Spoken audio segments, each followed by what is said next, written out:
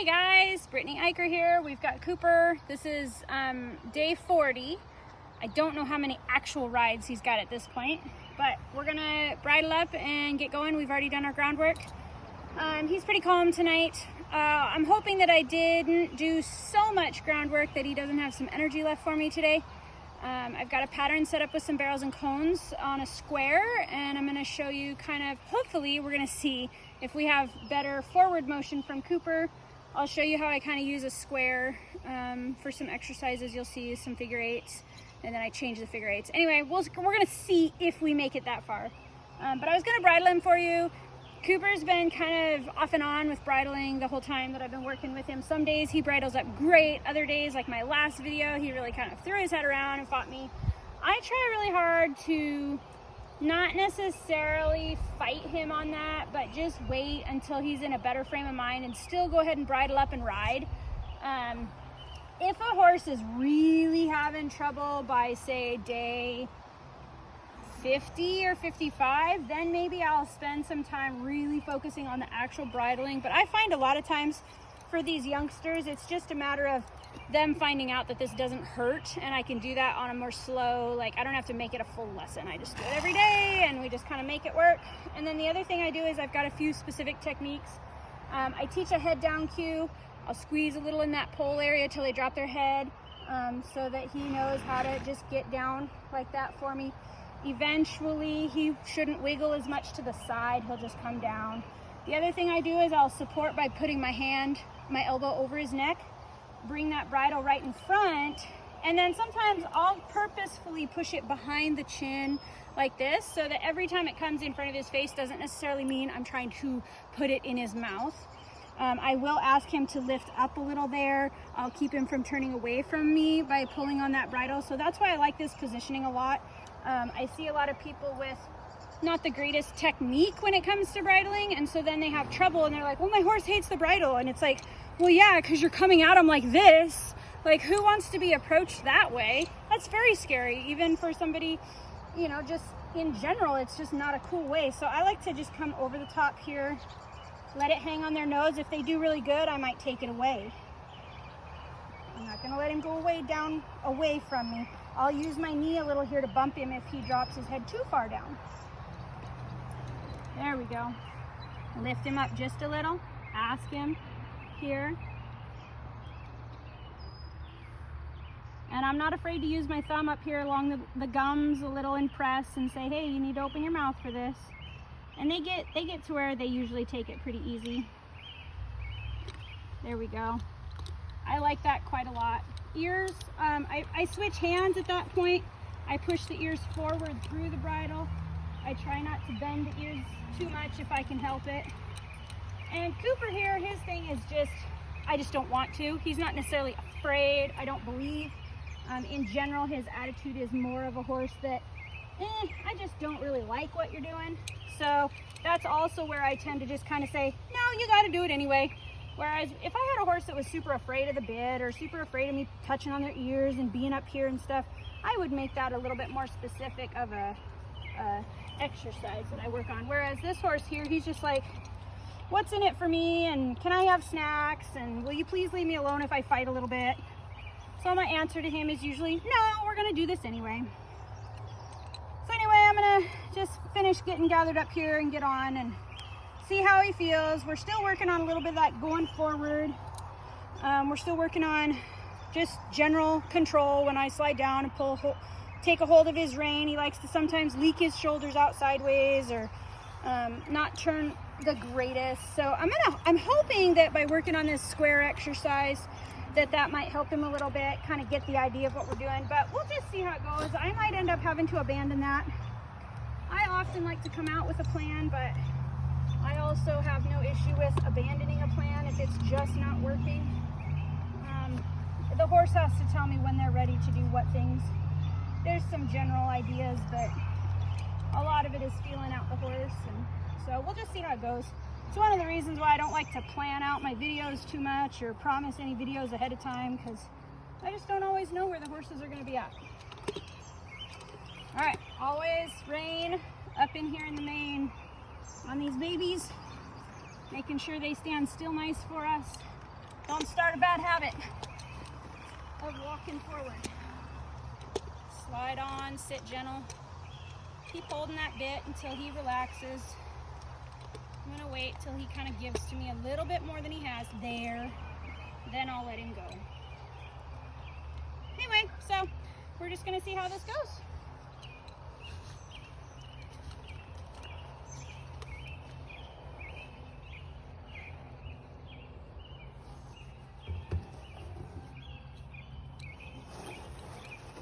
Mouthy, playful, confident horse. Needs a job. He needs to go and use his energy in a positive manner. So we're gonna try this out.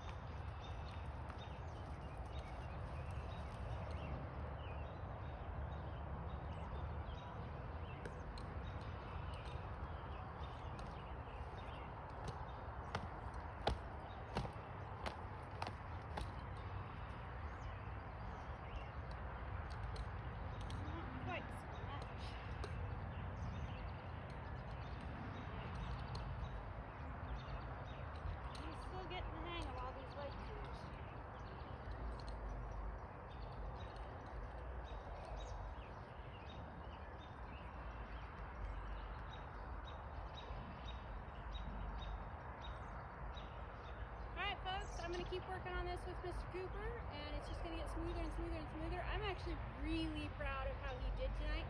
He handled this exercise pretty well. It's the goal of this right now for him is don't stop just because I'm directing your nose. Continue on the circle, continue on a trot, even though I'm directing where you're going. So that was kind of the point of this for him tonight. And it'll just get smoother and smoother the more we do it. All right, see you guys next time.